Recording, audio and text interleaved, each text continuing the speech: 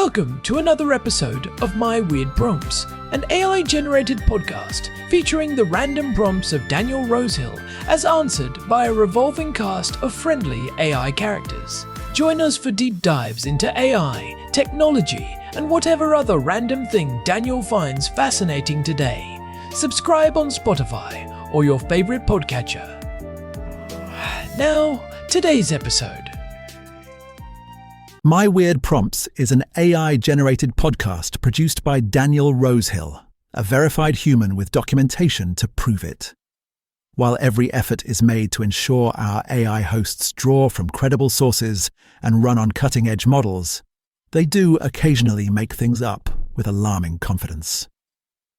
As with everything in life, and especially this podcast, treat all claims as spurious until confirmed to be not.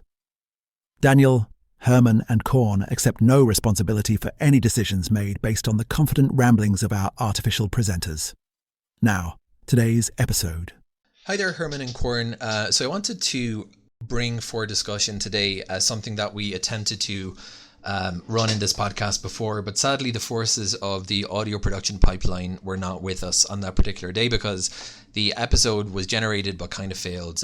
It's kind of it's a wrong voice, and we don't have the wonderful voice of Herman Poppleberry giving us the rundown. So I thought it would be worth doing this again because it was an episode that I was really looking forward to listening to, and we touched upon a very complex subject, and that was of the war between Israel and Iran. And we were getting into, in that prompt when I sent it in, a lot of the details that are probably very much mired in, in the world of secrets and intelligence agencies, but we might be able to take some informed guesses from what's in the public domain about how this very intriguing world works. And it's intriguing because it touches upon AI, and that's the reason that I'm bringing it up, because I may live in Israel at the center of this conflict, but we all have an interest, at least those who are listening to this, in how AI works.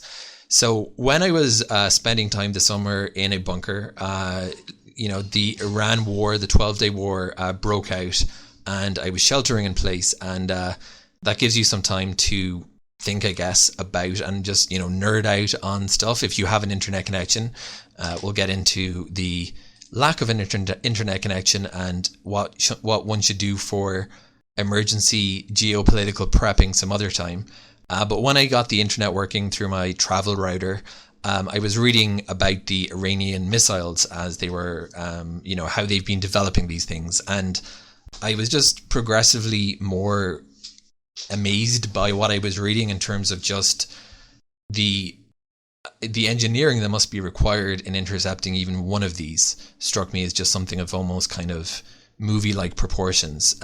You tend to think of rockets come in different shapes and sizes, and the ones that we're very familiar with, unfortunately, here in Israel are the rockets sent by Hamas, but these are really qualitatively in a completely different ballpark than the munitions that Iran was sending.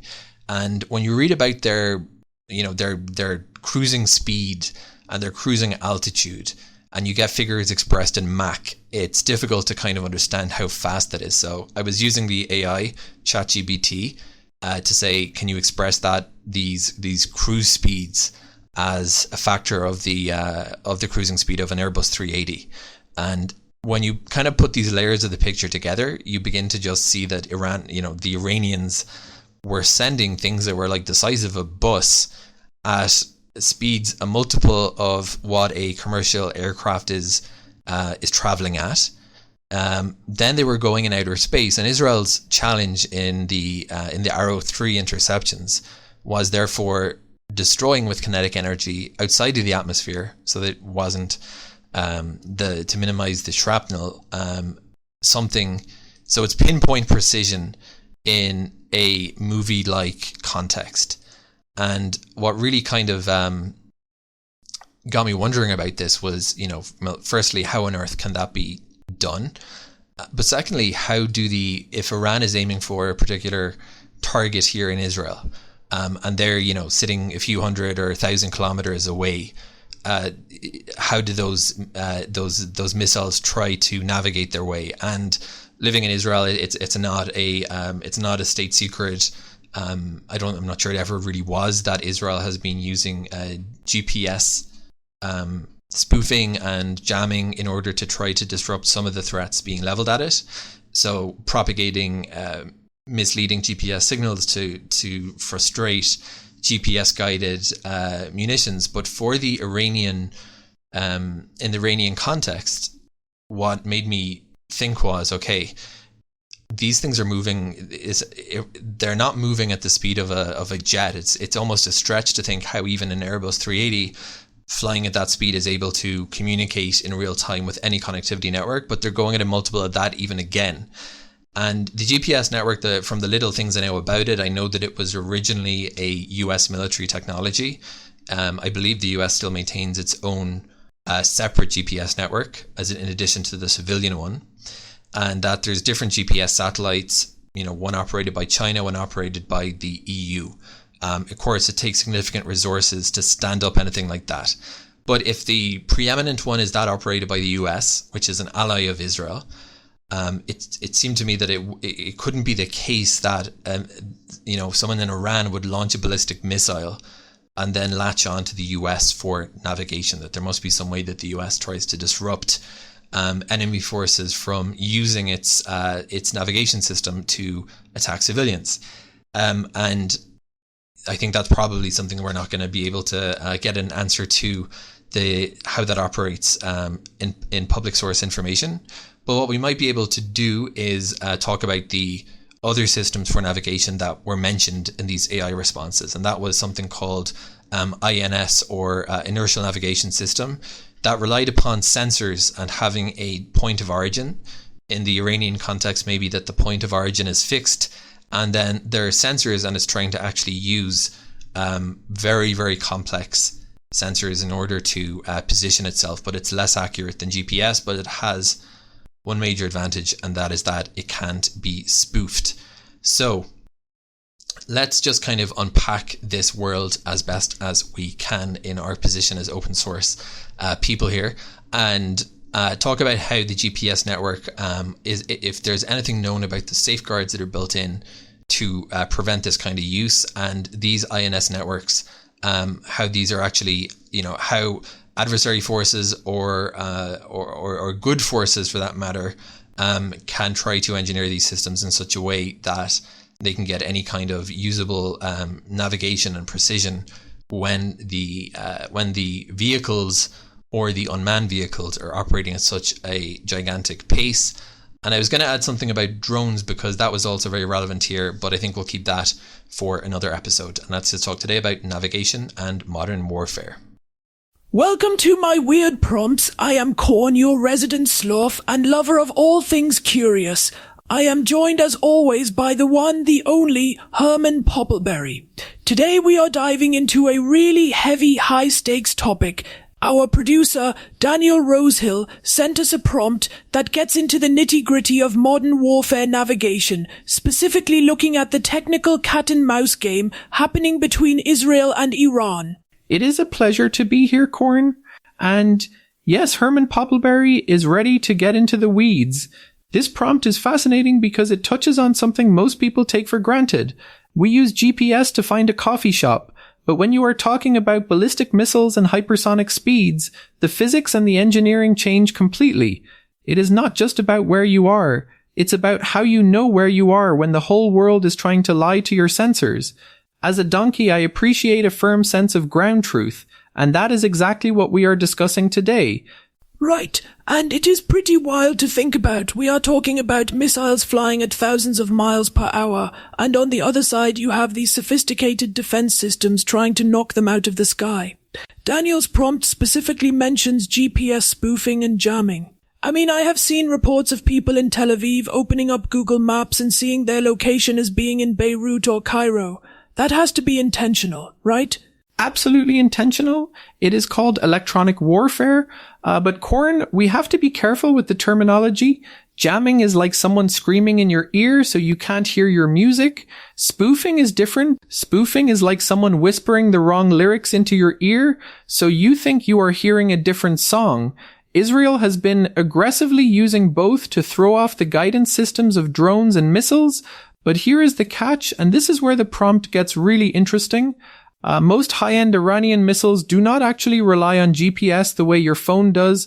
Wait, really? I thought GPS was the gold standard for everything now? If they aren't using GPS, how are they hitting targets from hundreds of miles away with such precision?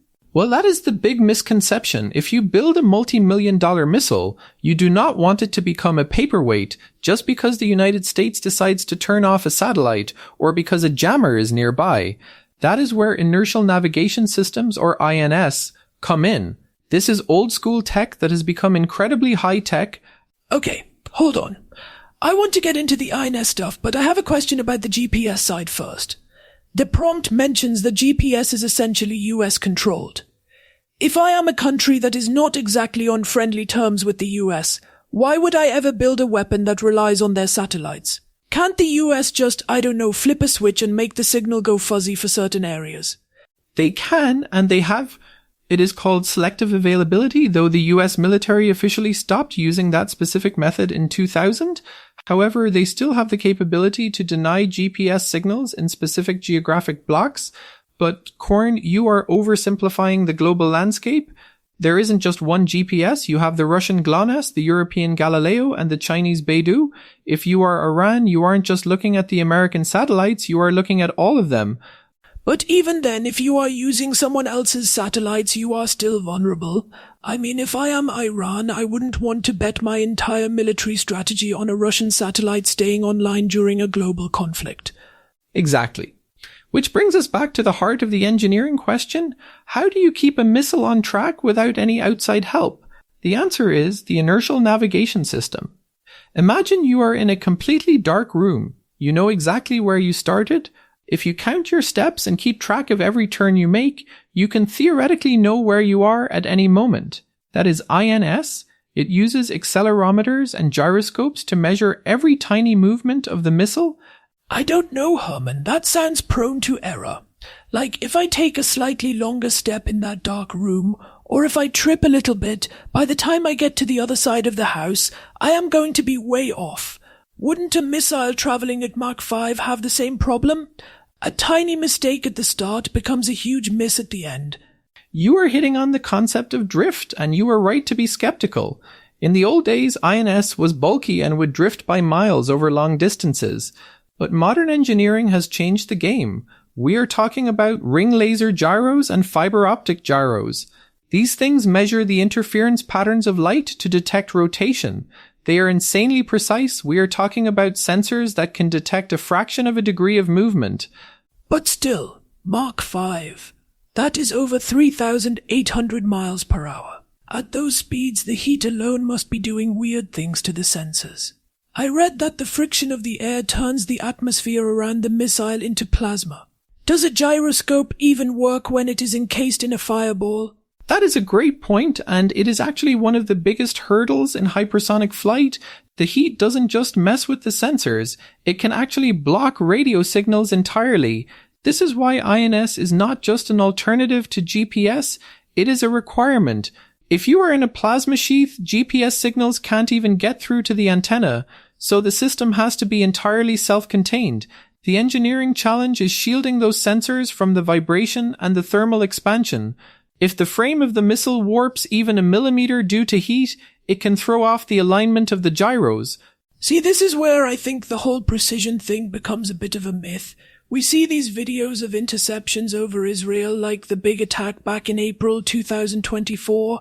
Iran launched hundreds of drones and missiles.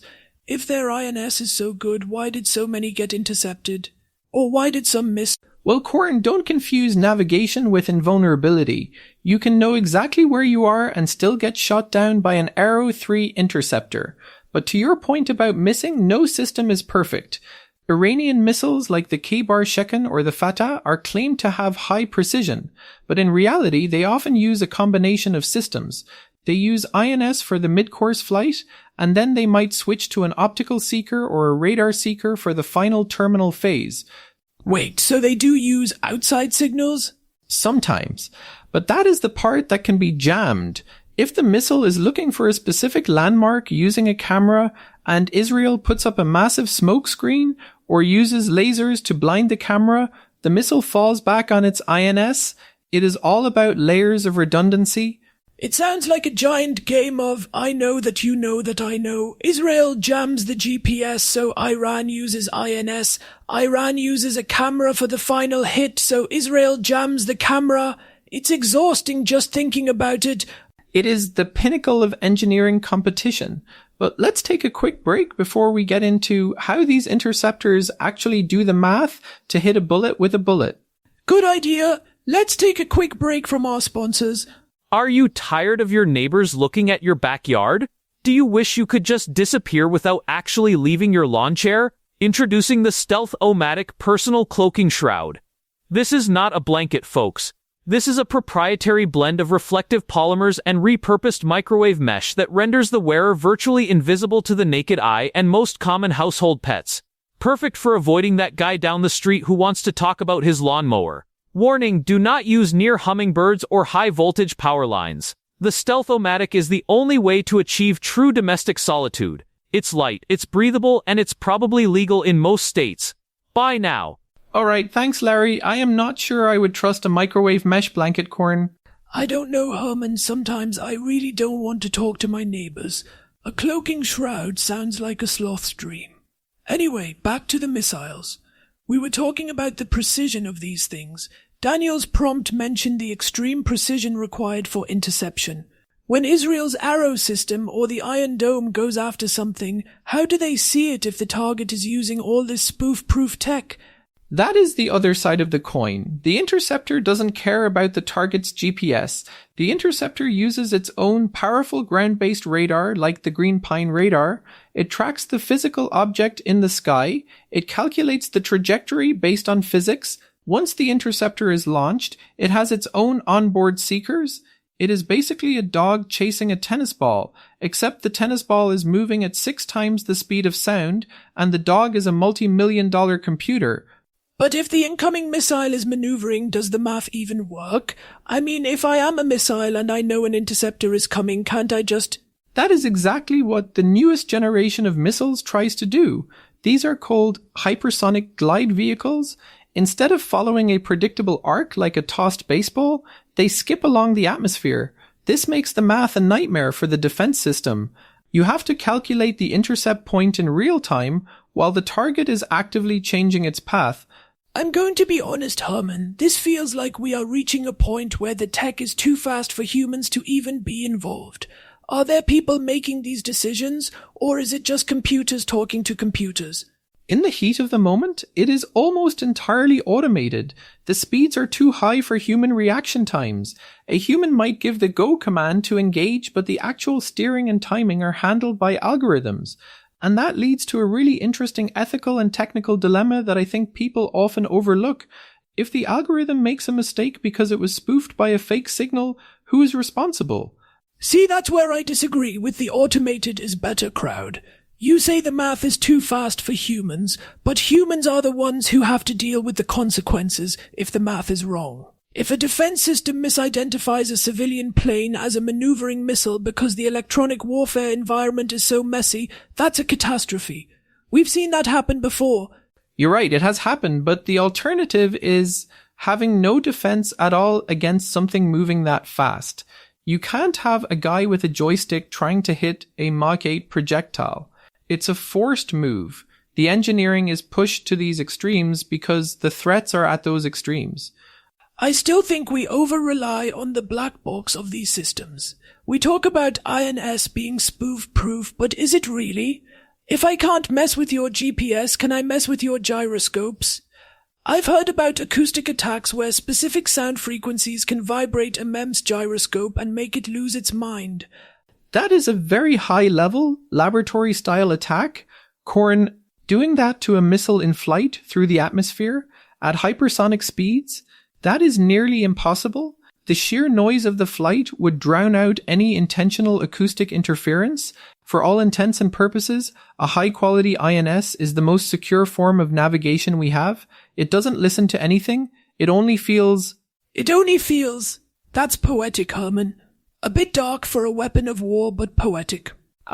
Warfare is often where the most intense engineering happens, unfortunately. But the point Daniel was making in the prompt about the US controlling GPS is vital. It's why you see this massive push for sovereign navigation. It's not just Iran. China is building their own. Europe has theirs.